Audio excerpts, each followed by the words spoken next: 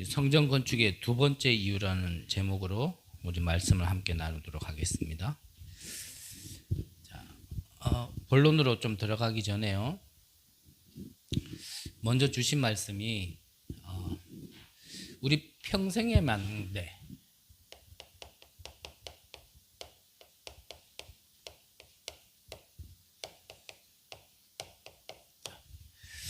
우리 평생의 망대를 어떻게 세울 것인가, 우리가 이걸 두고 좀 기도해야 되겠죠. 내 평생에 하나님께서는 분명한 절대 계획을 가지시고 부르셨는데 그 절대 계획 속에 그렇다면 나의 망대는 어떤 것일까? 사실 그거 두고 우리가 고민을 해야 되거든요. 그걸 두고 고민하다 보면 우리가 모든 정보죠. 듣는 거, 보는 거, 모든 것이 내가 세워야 될 망대에 대한 편집이 되어질 겁니다. 편집이. 그러면 그때 들리는 게 하나님의 말씀이 정확하게 들리죠. 하나님이 나를 부르신 이유를 가지고 분명히 나를 그 현장에 보내셨을 때는 이유가 있는 거거든요. 제가 한 현장에 이렇게 인도받게 되었을 때 하나님이 나를 실수하지 않았다라면 한 번도 아니라 두 번이나 왜 여기 나를 보내셨을까? 저는 그걸 두고 좀 이렇게 하나님께 기도했어요. 그렇게 오랜 시간이 지나지 않아서 그냥 제 마음에 여기를 하나님이 보내신 거는 아마 이것 때문이지 않을까? 라는 걸 조금 좀 미리 내 마음에 주시는 걸 가지고 그 현장에 갔어요. 그 현장에 가서 내가 해야 될 게 무엇일까? 하나님의 계획이 무엇일까? 이런 걸 두고 좀 고민하면서 하나님 앞에 이렇게 기도해 봤을 때 좀 교만까지는 하고 싶지는 않지만 그냥 제게 주신 첫 은혜죠. 약간 미리 보는 은혜를 좀 주셨어요. 그래서 내가 이 현장에 온 이유, 그 망대를 세워야 될 이유를 두고 좀 이렇게 기도하는데 사실상 처음에는 제가 이렇게 갔을 때는 거기 있는 멤버들이 저를 그렇게 인정하지 않았거든요. 대놓고 얘기는 하지는 않았지만 제가 이렇게 말씀을 전달을 해도 뭐 이렇게 딱 이렇게 메신저는 전달해 보면 알거든요. 이 말씀을 받는 이들이 이 말씀을 지금 듣고 있구나, 아니면은 뭐 이렇게 튕기는구나, 좀 이렇게 저의 선입견일 수도 있겠지만 선입견이 아닌 뭔가 이렇게 좀 메신저는 느껴지는 게 있거든요. 그러니까 처음에 갔을 때마다 좀 그랬었어요. 그런데 한 3개월 정도 지났죠. 하나님께서 옆에 같이 갔던 한 친구를 통하여서 그 안에서 제가 저의 원래 직분, 전도사라는 직분이라는 거를 이제 그 업체의 사장이 알게 되어졌고, 이제 옆에 같이 갔던 친구는 이제 중독자라는 거를 알게 되었죠.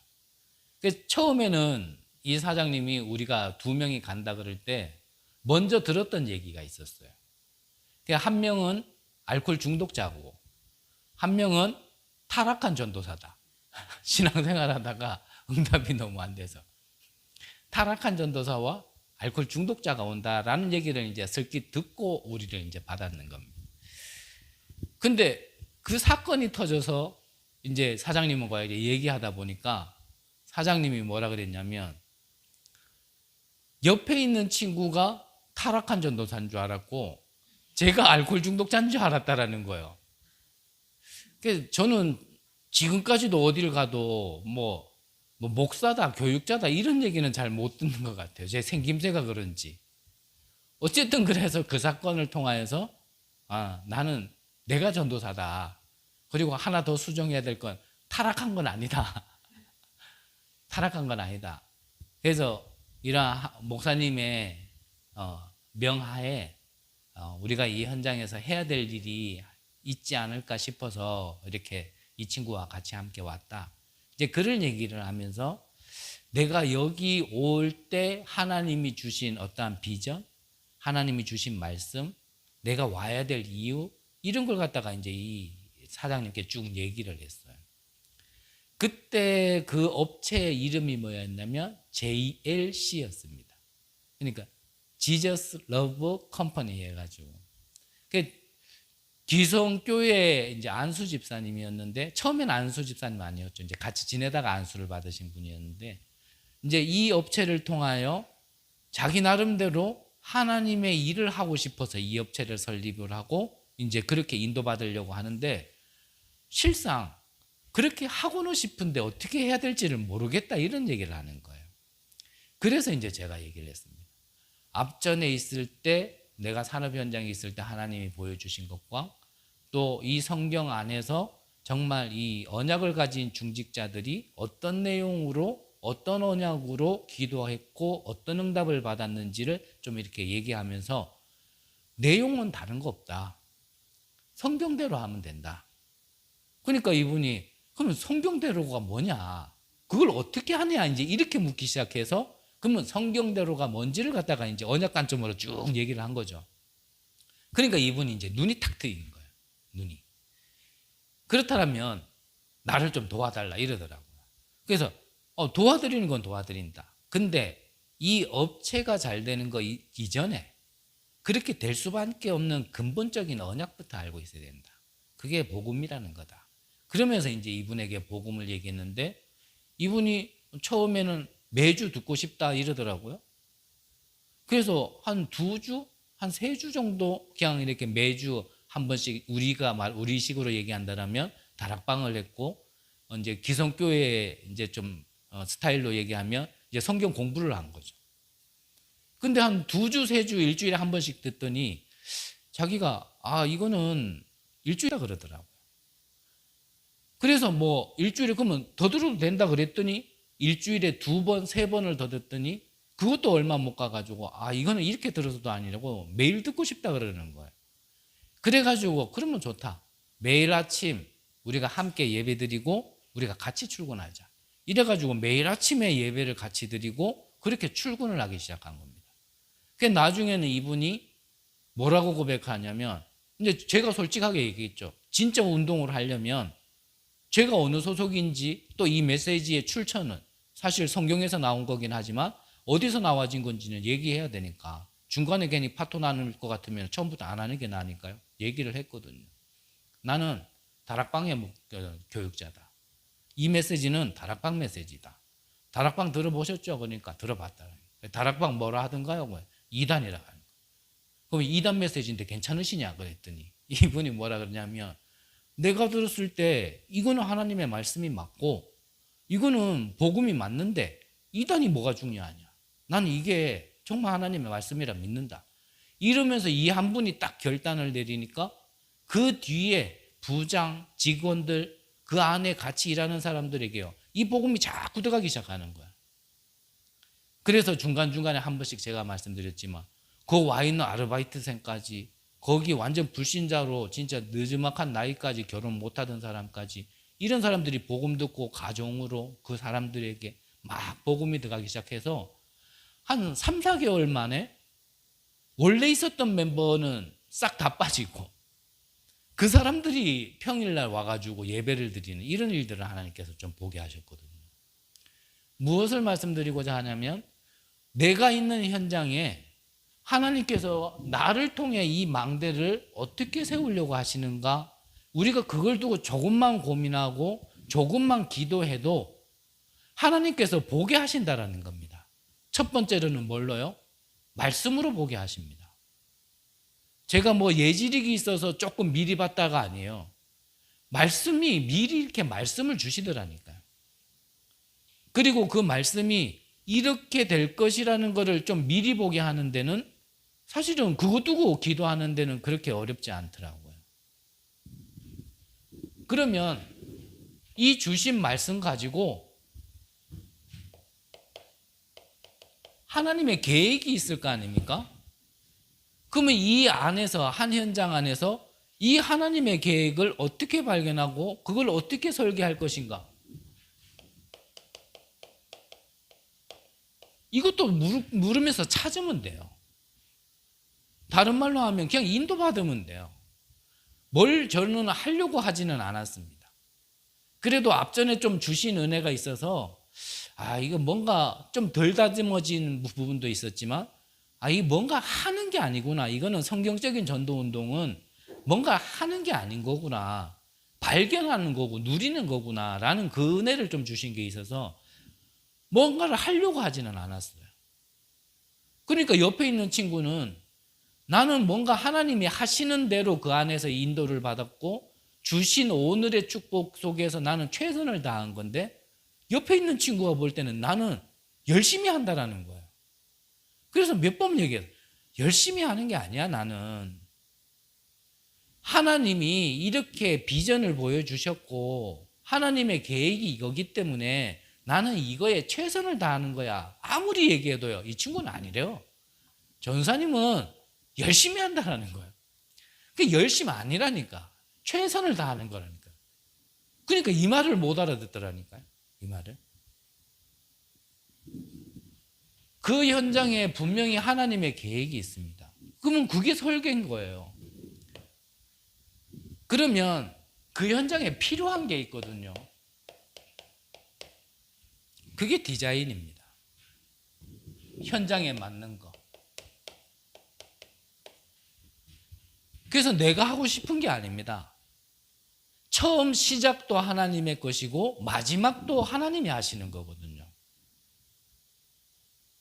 그래서 한편으로는 내 계산도 필요 없고 내 계획도 필요 없고 내 생각도 필요 없는 거예요.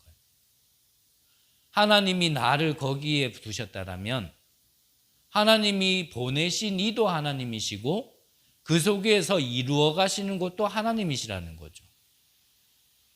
그걸 계속 편집, 설계, 디자인하고 그것을 계속 말씀으로, 기도로, 현장 적용으로라는 걸로 계속 내가 하나님께 좀 기도하면서 인도받으면 분명히 이것 때문에 나를 부르셨구나라는 게 보여집니다.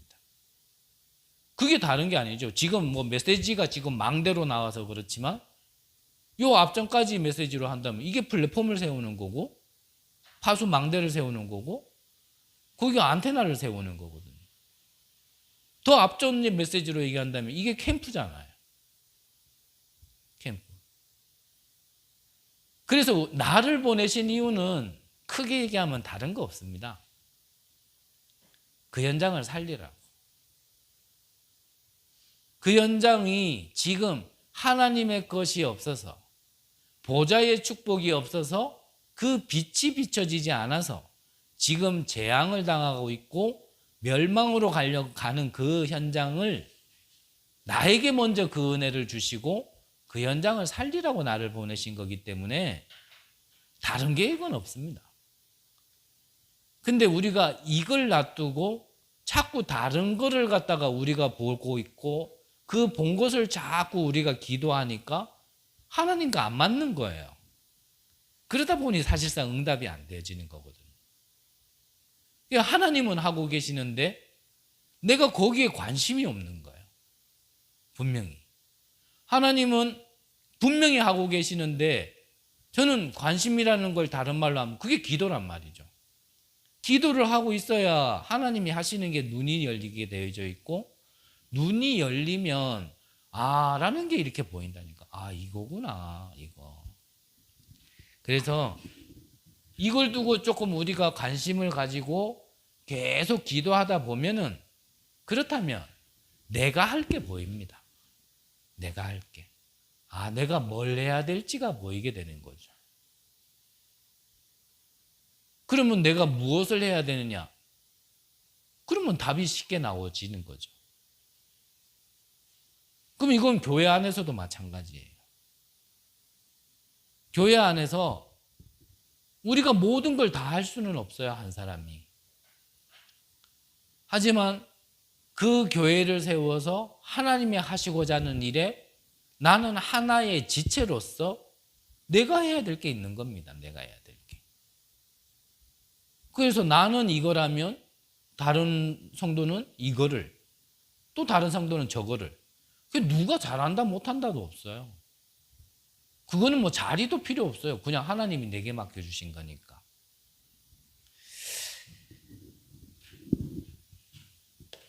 내 평생의 망대. 가는 곳마다 이것을 찾으시고 또 내 평생을 두고 내가 해야 될 망대를 찾으신다라면, 그렇다면 어느 누구 어느 장소에서 말씀을 들어도요, 꼭 나를 너무나 잘 알고 나의 현장을, 상황을 너무 잘 아는 가운데 진짜 나에게만 주시는 말씀처럼 말씀이 들립니다. 말씀. 이걸 옆에서 지켜봤던 한 친구는요, 한 3개월 만에 저에게 그런 얘기 하더라고요. 그래도 뭐 좀 솔직하게 얘기했죠. 처음에는 전사님이 이렇게 말씀을 하실 때 뭐 그러려니 했대요.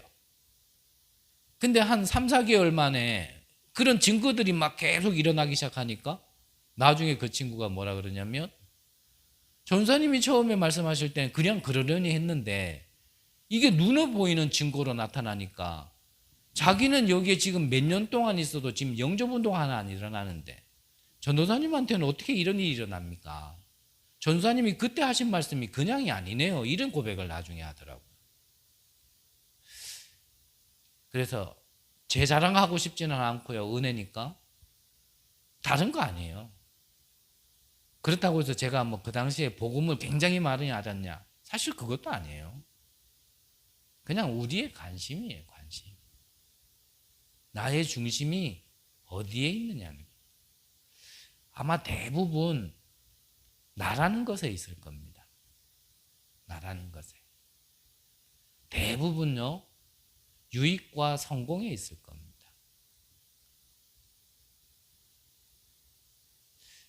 제가 실수하는 말일 수도 있겠지만, 전도도요, 내게 뭔가가 유익될 때 전도지, 내 거 손해보면서 전도하고자 하는 사람 그렇게 많지 않은 것 같아요. 뭔가 나를 내려놓으면서 정말 이 운동이, 전도운동이, 복음운동이 어떤 것인지를 알고 진짜 하는 사람은 그렇게 많지 않은 것 같아요. 또 너무 다른 얘기 많이 하면 시간이 많이 가겠지만요, 제가 아는 우리 동기가 그래도 누구 이름 대고 얼굴 보여주면은 다락방 식구는 대부분 아는 사람이에요. 그 중요한 자리에서 이 친구가 진짜 이렇게 맡겨진 거에 대해서 진짜 섬기면서 나름 열심히 최선을 다했거든요. 근데 이 친구의 어떠한 하나님 인도하심 속에 섬기던 교회에서 이제 다른 교회를 섬기게 되었거든요. 근데 그 교회 이제 목사님께서 네 그거 좀 이렇게 내려놓고 좀 더 중요한 곳에 좀 집중을 해라. 이렇게 이제 말씀을 하신 거예요. 근데 이 친구는 사실 이거를 계속 그 자리에서 그 자리를 섬겨왔거든요. 그러니까 이 담임 목사님이 그 얘기를 하니까 이 친구가 너무 이렇게 데미지가 컸는 거예요. 어찌 보면은 뭐 이것도 교회를 섬기는 것도 중요하겠지만 이 중요한 자리에서 그걸 섬기는 것도 자기에게는 굉장히 큰 거였는데 그거를 못하게 하니까 굉장히 큰 거죠. 어느 날 큰 대회를 하는데 그 친구가 있어야 될 자리에 다른 사람이 서 있고 이 친구는 의자도 아닌 저 제일 뒷자리에 그냥 철푸덕 앉아 있더라고. 이 친구가 그런 이미지가 아니거든요, 평상시에도. 그래서 이게 얘가 왜 이러나 그러면서 지나가면서 툭툭 치면서 말을 해도 말을 안 해. 나중에 들었죠. 그런 사연이 있었다라는 걸. 그게 제가 그 친구를 본 게 마지막입니다. 무슨 말인지 아시겠죠? 중요한 자리, 그 귀한 거 맞습니다. 그 친구가 뭐 잘못했다. 저는 그것도 얘기하고 싶지 않고 사람도 얘기하고 싶지 않고요. 그게 틀렸다도 아니지만 정말 그것까지도 내려놓고 정말 하나님을 위하여 할 수 있는 사람이 그렇게 많지 않다라는 거. 저는 그 친구가 자리 욕심냈다라는 사람 아니라는 거 압니다. 그 친구가 자리 욕심내서 그거 막 고집 피우는 사람 아니라는 거 저는 너무 잘 알아요. 그런데 참 아쉽죠. 그런 부분이. 그러니까 내 거를 내려놓고 진짜 하나님의 것을 위하여 달려갈 수 있는 사람. 어찌 보면 이런 사람이 끝까지 갈 수 있거든요. 끝까지.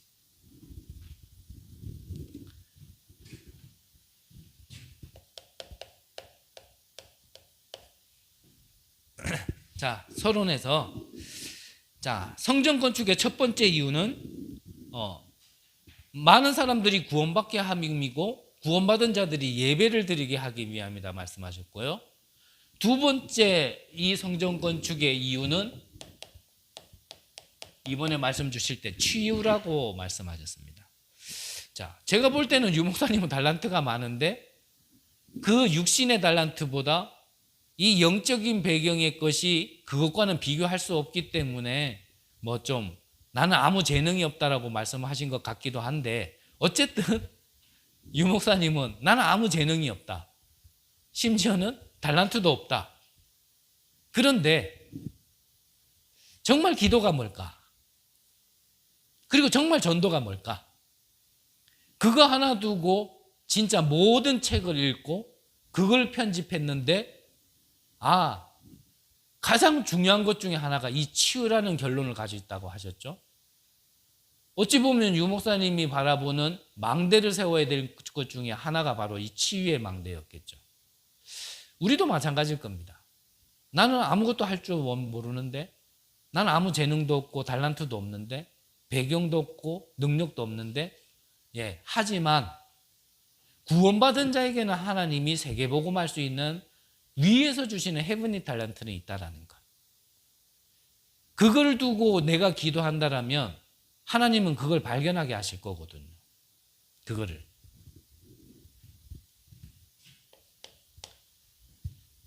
그것을 왜 발견해야 되냐라고 한다라면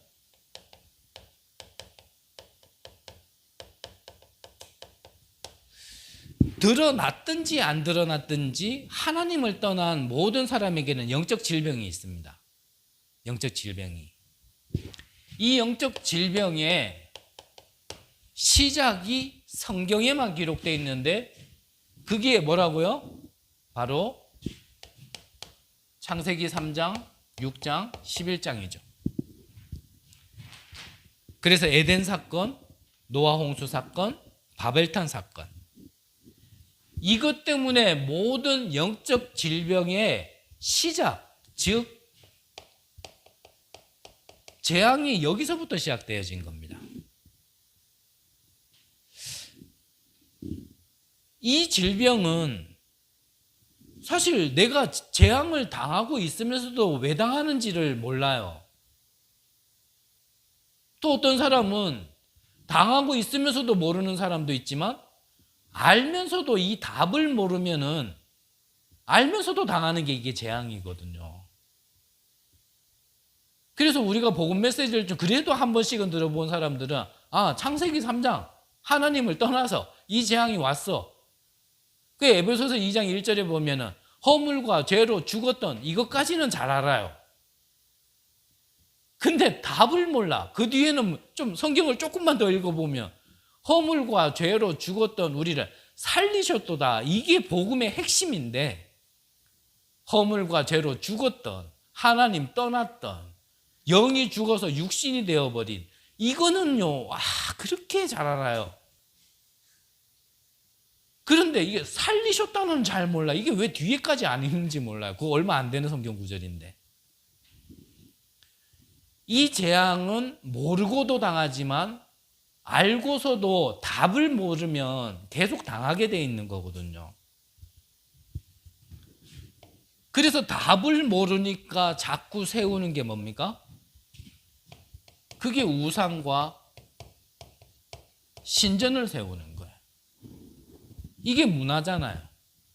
사도행전 13장, 16장, 19장. 이게 답을 못 찾았기 때문에 자꾸 세우는 거거든요. 아닌 말로 점쟁이 왜 찾아갑니까? 답을 못 찾으니까 찾아가는 거 아니에요. 유명한 점쟁이가 그랬다면서요? 자기에게 점치러 오는 사람 중에 목사도 있더라면서. 묻는 게 뭘 물어요? 내가 그 개척을 어디 가서 하면 잘 될까? 이거를 점쟁이가 묻더라면. 야, 이게 웃을 일이 아니라 사실은 울어야 될 일인데 울 수 없어서 이거 웃는 겁니다. 이거 진짜. 답이 없는 가운데 자꾸 이쪽으로 빠지니까 개인은 이 6 재앙에서 못 빠져나오고 시대는 7 재앙을 자꾸 만나는 거예요. 이게 바깥의 얘기뿐만 아니라요. 사실은 우리 안에서도요. 이거 조금 생각을 해야 됩니다. 진짜. 우리가 바깥을 살리기 위해서라도 먼저 안을 살려야 될 이유가 여기 있어요.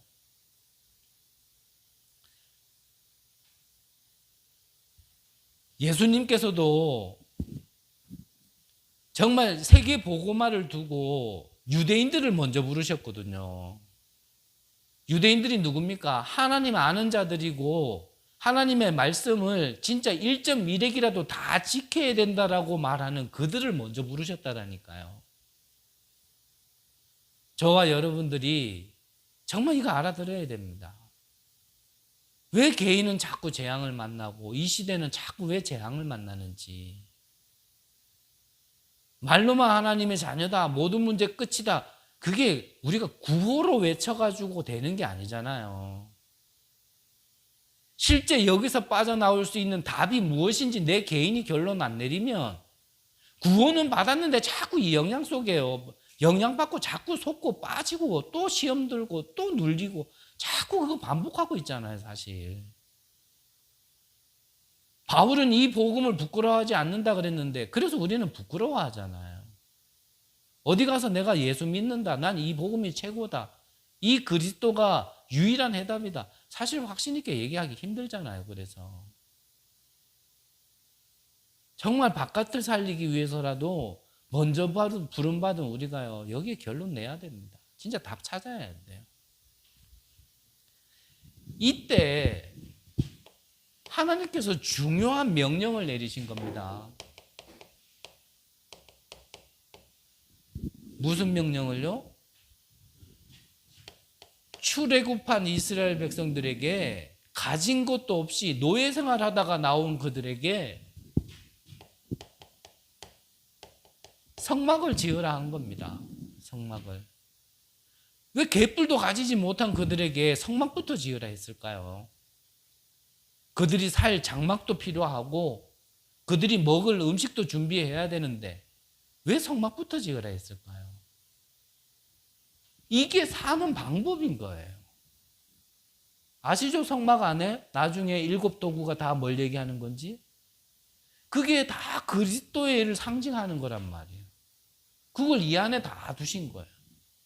그게 모세를 두고 여호수아와 갈렙이 이 비밀을 깨닫고요. 전무후무한 응답을 받기 시작한 겁니다.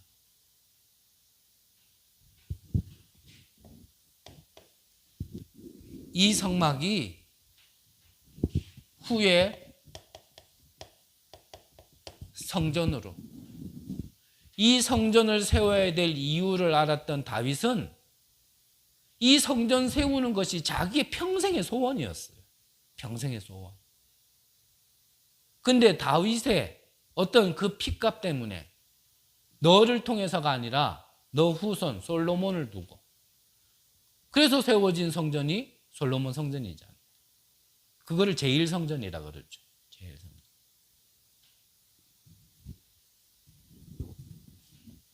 이것이 지금 교회란 말이죠. 교회. 그러면 우리가 단순히 교회를 설립한다, 뭐 성전을 건축한다, 지금 건물을 얘기하는 게 아니란 말이죠. 이번 주 우리 강단에서 이유 있는 싸움이라 그랬는데 우리 교회가 왜 설립을 해야 됩니까? 눈에 보이는 게 중요한 게 아니라 눈에 보이지 않는 이 우상과 사단과 재앙과의 싸움을 할 수 있는 교회가 세워져야 되는 거거든요. 그 이유를 알고 정말 우리 교회가 왜 설립을 해야 되는지, 이 지역 안에도 복음만 전달하는 교회들이 있는데 왜 우리 교회가 또 세워져야 되는지, 쉽게 말하면 교회 하나가 진짜 하나의 망대로 세워져야 되기 때문에, 그래서 우리 교회가 설립이 필요한 거지. 아니 우리보다 더 훌륭한 목사님들 계시고 오직 복음만 얘기하는 교회들이 설립해 이미 있는데 거기에 뭐 우리가 숟가락 하나 더 얹습니까? 그럴 이유는 없잖아요. 이 망대를 자꾸 세우는, 영적 싸움할 수 있는 교회가 하나 더 세워지는 거. 자, 사단 입장에서 봤을 때는 그럼 이거 가만 놔두겠어요? 우리가 뭘 잘해서가 아니라 못하더라도 희미한 빛을 비추더라도 사단 입장에서는 어쨌든지 그것도 막으려고 하는 겁니다. 그래서 개인이 먼저 깨어 있어야 되는 거예요. 여기에 대한 분명한 언약을 못 잡으면요, 자꾸 사단이 건든다니까요. 2부 때 한성동 목사님 오셔서 말씀하셨잖아요. 교회 안에 약한 자를요, 사단은요, 자꾸 건드려요. 그래, 사단은 우는 사자와 같이 삼킬 자를 찾는다 그랬잖아요. 그게 사도가 두루 다닐 때는 이마을 저마을이지만 사단이 두루 다니며 삼킬 자를 찾는다는, 이거는 이마을 저마을이 아니라 그랬죠, 제가. 한 타켓을 정해놓고 그 주위를 도는 겁니다, 계속. 그러면 약해질 때 공격하는 거예요. 그래서 우리 보고 뭐라 그랬어요, 베드로가? 근신하라, 깨어 있으라. 너희 대적 마귀는 우는 사자와 같이 삼킬 자를 두루 찾는다 그랬단 말이에요. 그래서 우리가 영적으로 깨어 있어야 됩니다. 우리가 영적으로 깨어 있단 말이 무슨 말이냐면, 계속 영적인 걸 바라보지 않고 다른 걸 바라볼 때 우리는요, 잠자는 시간이에요, 사실은. 그러면 공격당하는 거예요. 내 환경 쳐다보고 주위 사람 쳐다보고 그런 거예요. 우리가 눈이 돌아가는 순간 사실은 영적으로는 무감각해지고 영적으로는 공격당할 수밖에 없는 거란 말이죠. 그래서 우리가 그런 상황 속에 속상할 일이 있죠. 억울할 때 있죠. 내가 왜 이걸 당해야 되나? 나를 몰라주는 것 같고 여러 가지가 다 있겠죠, 우리가 각자가. 근데 거기에 빠지면 당하는 겁니다. 이해하셨습니까? 그게 틀렸다가 아니에요. 나를 아프게 한 거 맞고 나를 섭섭하게 한 거 맞고 나를 힘들게 한 거 맞는데 거기에 빠지면 죽는다는 얘기예요. 그게 틀렸단 말이 아니라니까요. 근데 거기에 빠지면 당하는 겁니다. 이 영적인 싸움을 할 수 있는, 이 재앙에서 빛을 비추고 재앙에 있는 자를 구원시켜 줄 수 있는, 그들을 세우고 그들을 치유할 수 있는 그런 교회가 세워져야 된단 말이죠. 그래서 우리 교회가 이 응답을 두고 하나씩 하나씩 가는 겁니다. 지금은 우리 아무것도 없어요. 개뿔된 것도 없고요. 뭐 이걸 할 만한 사람도 없고요. 나 있는데 죄송합니다, 그분 빼고요. 일단은 없었어요, 우리는. 없는 데서 지금 가는 겁니다. 건물 하나 세울라 보세요. 건물이 그냥 올라갑니까? 땅 파죠. 그러면 시끄럽죠. 먼지 나죠. 그러면서 건물이 올라가는 거지. 어느 날 갑자기 조용하게 그냥 하룻밤 딱 자고 일어났더니 빌딩이 딱 서 있습니까?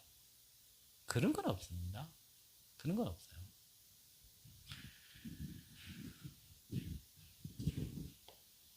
이게 교회를 향한, 교회를 세우라는 하나님의 중요한 명령. 이거를 놓치니까 어떻게 돼요? 이거를 놓치니까 문제가 시작되어지는 겁니다. 이걸 놓치니까. 이걸 놓친 걸 알고 네피림이 이 3단체를 장악해서 지금 정치, 경제, 문화 모든 것을 그 틈을 이용해 다 파고들었는 거예요. 그러니까 이 네피림은, 이 3단체는 네피림의 이 시공간 초월이라는 능력을 알고 세상을 장악했는데 우리는요, 성령이 우리 안에 있음에도 불구하고 우리는요, 나 하나도 장악 못하고 있어요. 신기하고 놀라워요. 야, 우리가요, 이게 진짜 팍 좀, 진짜 영적으로 좀 이렇게 칵 떠야 돼요. 진짜, 좀 떠야 됩니다.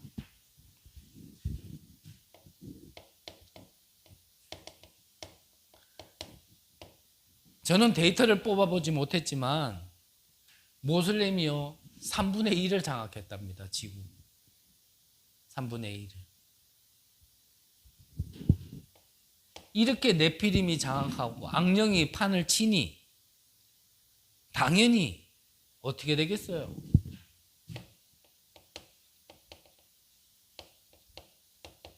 템플스테이 전 세계적으로 히트치고 있잖아요. 코로나 시대에도 여기 몰려들겠다고 해서 사람들이 꽉꽉 찼답니다. 교회는 텅텅 비는데 코로나 터지고 나니까 가나안 성도가요 속출했잖아요. 가나안 성도 거꾸로 하면 뭐죠? 안 나가. 그런데 여기는 오히려 꽉꽉 차게. 그래서 우리가 진짜 왜 교회를 세워야 되냐? 지금 본부교회에서는 건축이라는 시간표를 두고 제목을 이래 주셨지만 우리에게는 교회 설립이라는 걸 두고 왜 교회를 설립해야 될까?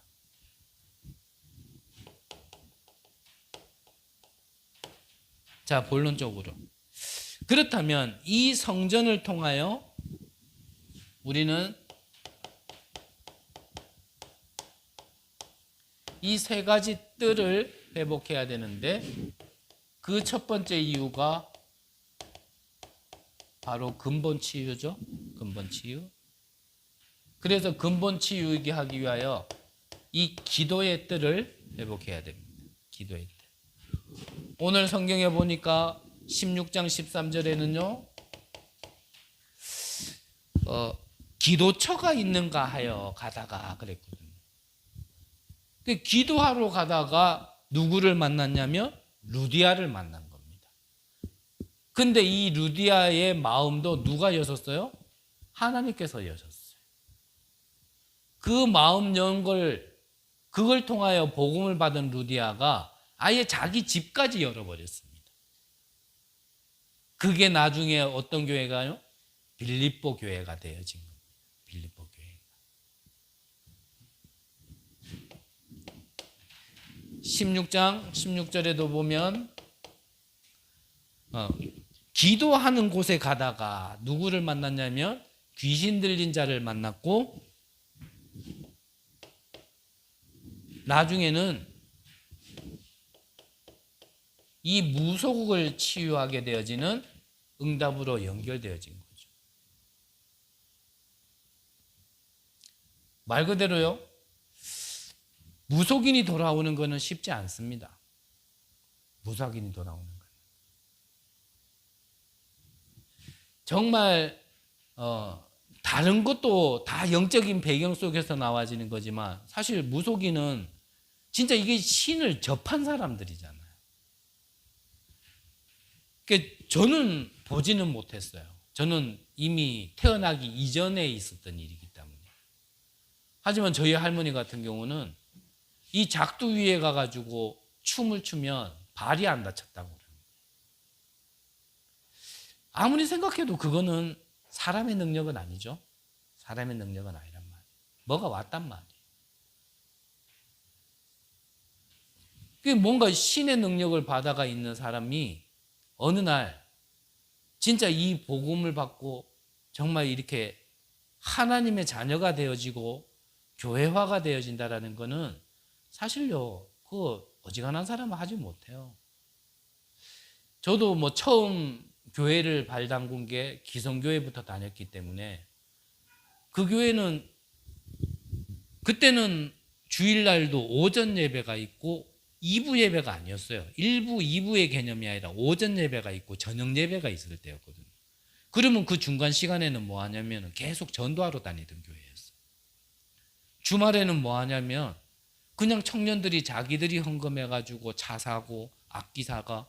그래가지고 저 군부대로 계속 농촌으로 이렇게 전도하는, 이 전도가 당연시 여겨지는 그런 교회에 있었거든요. 그렇게 전도하는데도 내가 그 교회에 몇 년을 있었지만 무속인 집은 들어가가지고 전도하는 걸 나는 기억이 없어요. 무속. 그러니까 뭐 예수 믿으세요, 예수 믿으면 복 받아요, 뭐 이런 식의 전도였기 때문에 사실은요 진짜 신들려가지고 점치는 사람들한테 가가지고는 그 말로는요 택도 없죠. 근데 우리 다락방에서는 이 무속인들이 한 500여 명이 들어왔다. 500여. 정말 한 사람이 그 영이 어떻게 잡혔는지를 알고 그걸 해결할 수 있는 근본적인 해답을 알지 못한다면 사실 무속인 치유할 수 없습니다. 무속인 치유. 두 번째입니다. 질병 치유죠.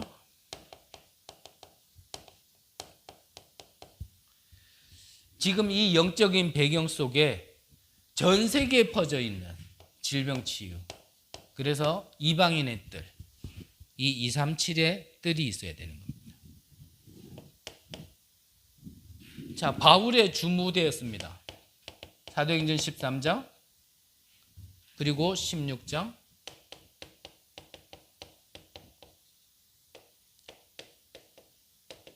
그리고 19장. 무속, 점술, 우상. 영적인 배경 속에서 나와진 이 질병들. 여기에 영향받는 사람들이 누구냐면 정치인들, 경제인들, 지역이요. 완전히 장악되고 있거든요.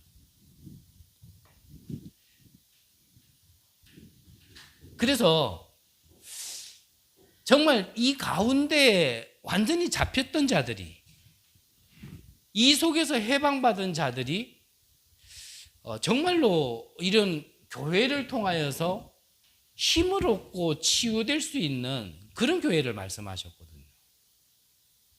이렇게 말하기에는 오늘 새벽에도 저는 못 일어나가지고 하지를 못한 나가 할 말은 없지만 우리 교회가요, 쉽게 말하면 좀 힘들고 어렵고 하나님의 은혜 속에서 이 진짜 복음 안으로, 생명 안으로 돌아온 자들이 좀 편안하게 회복할 수 있는 그런 분위기와 그런 시스템이 있어야 되거든요. 그런 시스템이. 그러니까 교회에서 이걸 못하니까, 못한다는 말은 못하겠고 정신병원 보낸다 그러잖아요. 정신병. 깊은 얘기는 할 수 없고요. 그래서 정말 영적인 질병으로 인하여 정말 이렇게 어려움 당한 자들이 교회로 왔다라면 이들이 진짜 편안하게 24 할 수 있는 영적인 분위기와 우리 안에요, 좀 이런 시스템이 하나씩 세워져야 됩니다. 결론에서 한 번 더 얘기하겠지만 시스템이라는 건 저는 어떤 형태가 아니라고 생각합니다. 그거는 결론에서 한 번 더 말씀드릴게요. 성전 건축, 교회가 세워져야 되는 이유. 마지막 세 번째, 미래 치유죠. 결국은 아이들의 뜰입니다. 우리 후대들이 설 수 있는. 그래서 이 교회를 통하여 바울은 회당에 들어가서 이 예수가 왜 그리스도인지를, 그 당위성을 설명을 했거든요. 그 말은 이 예수가 그리스도가 아니라면, 그 그리스도가 아니면 안 되는 이유에 대해서, 그래서 이 예수가 그리스도로 반드시 와야 될 그 이유까지 정확하게 했던 얘기거든요. 쉽게 말하면 인간의 영적 문제가 무엇인지, 그 영적 문제를 해결할 수 있는 유일한 답은 뭔지를 정확하게 후대에게 가르쳤다라는 얘기예요. 후대에게.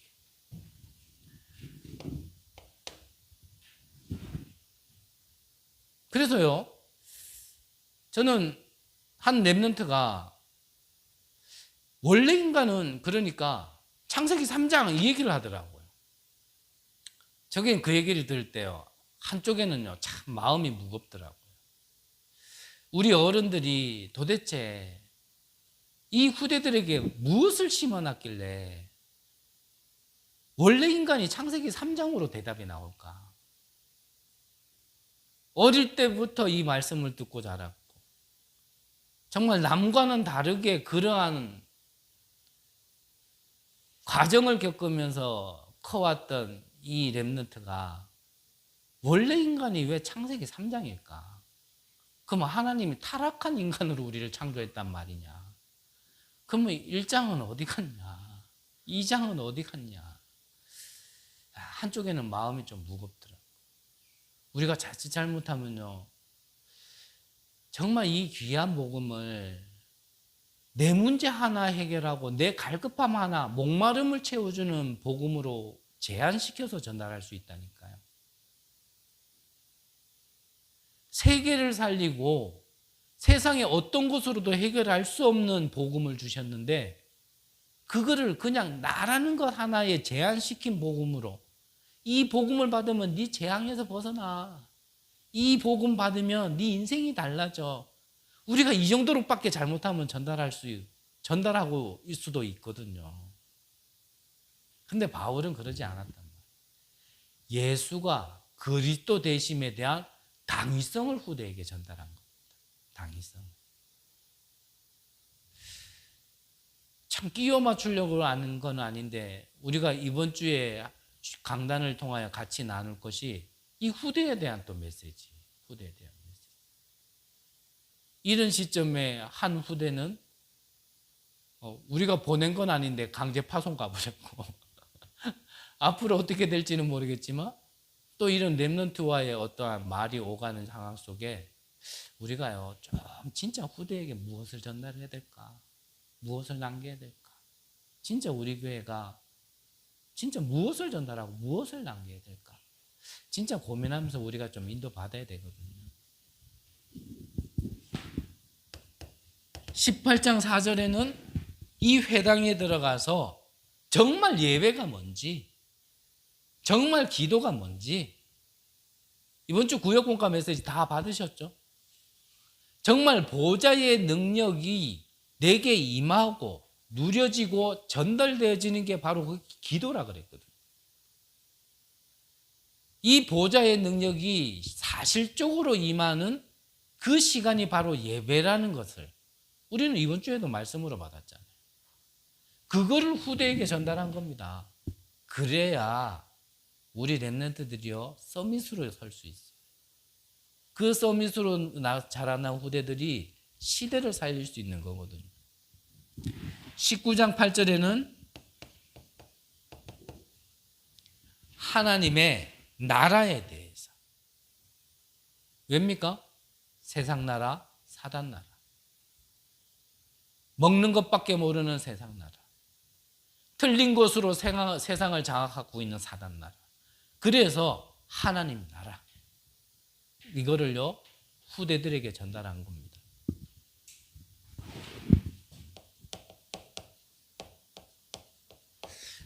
결론적으로 우리가 하나님이 주신 것이고 하나님의 절대 계획이기 때문에 나의 망대를 세워라. 어디를 향해서요?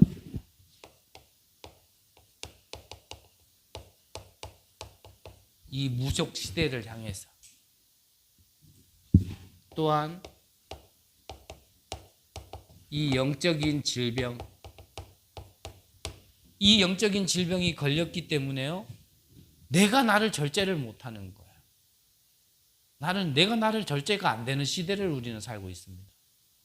우울증이 뭐죠? 이유 없이 우울한 거예요.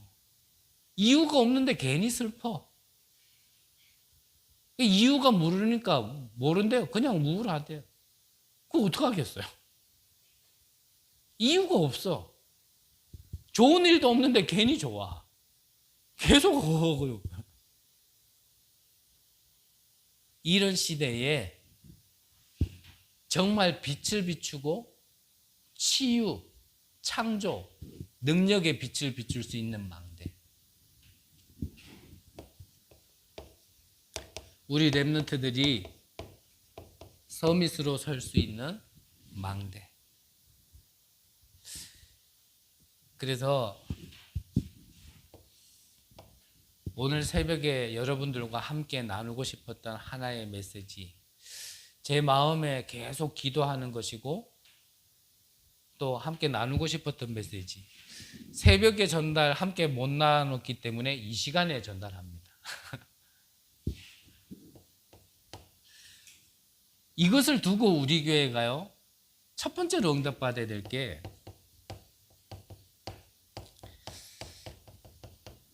부교육자를 포함해 교육자가 정말 바로 설 수 있도록,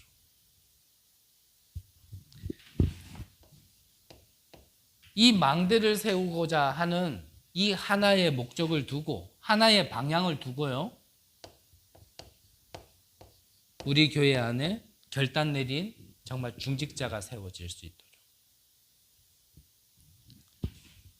이것을 바라보고 따라오면서 한 시대를 살릴 수 있는 우리 렘넌트들이 일어서는 그날까지 저는 조금 결단을 했어요. 첫 번째는 속지 않겠다. 이번에 2부 때 오신 목사님이 따로 저한테 그냥 말씀하시더라고요. 신학 선배시기도 하고 연배도 저보다 선배시고 개척도 저보다 훨씬 선배시고 저한테 해줄 말이 많겠죠. 지금 시작하는 저에게 여러 말씀을 주셨지만 하나의 말씀이 계속 귀에 남아요. 교회는 목사가 흔들리면 끝이다. 어떠한 일이 있더라도 목사가 흔들리면 안 된다. 목사가 흔들리지 않고 있으면 이런 일 저런 일 다 있겠지만 결국은 하나님은 하나님의 일을 하신다. 짧게 정리한다면 그 말씀을 주셨어요. 흔들리지 마라.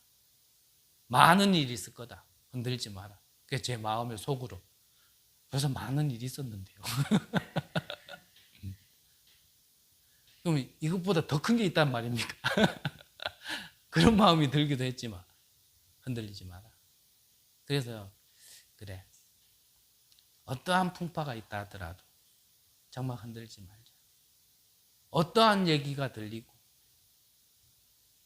어떠한 일이 있다 하더라도 흔들리지 마자. 결단했는데요, 또 못 듣던 소리가 또 들리더라고. 그렇구나. 그렇구나. 속지 말자. 흔들리지 말자. 큰 일은 아니더라도 작은 거라도 해야 될 이유가 있어서 우리 교회가 설립이 되어져야 된다면 그거 하나 때문이라도 흔들리지 말자. 말은 계속 들릴 거다. 상황은 계속 올 거다. 어떻게든지 무너뜨리려고 사단은 가만히 있지 않을 거다. 우리 교회가 대단하고 내가 대단해서가 아니라 작은 빛이라도 못 비추게끔 사단은 계속 방해할 거다. 속지 말자. 흔들리지 말자. 목사부터 정신 차리자. 그렇게 결단했는데 새벽에 못 일어났어요.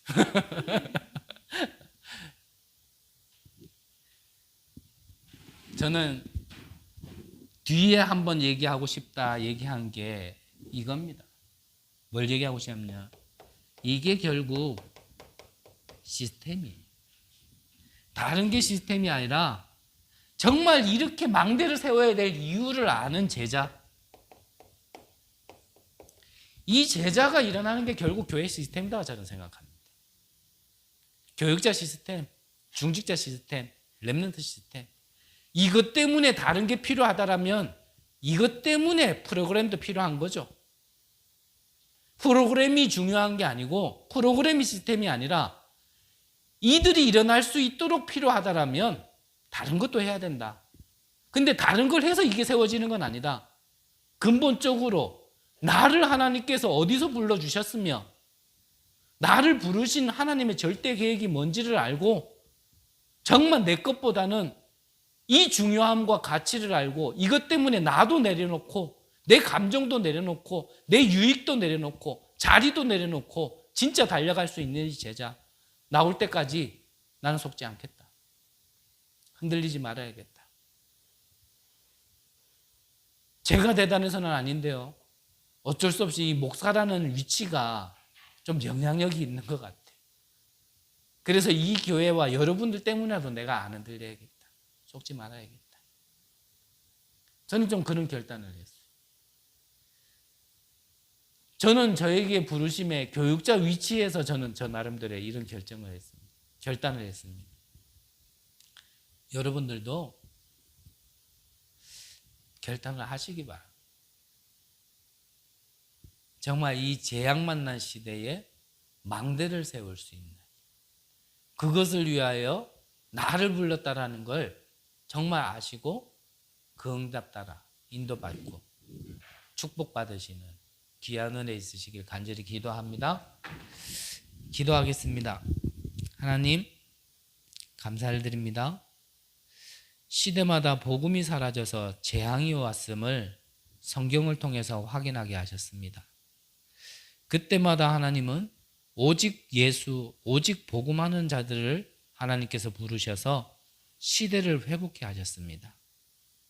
오늘 말씀을 받고 결단하는 귀한 분들에게 성경적인 응답을 허락하여 주옵소서. 살아계신 예수 그리스도의 이름으로 기도드립니다. 아멘.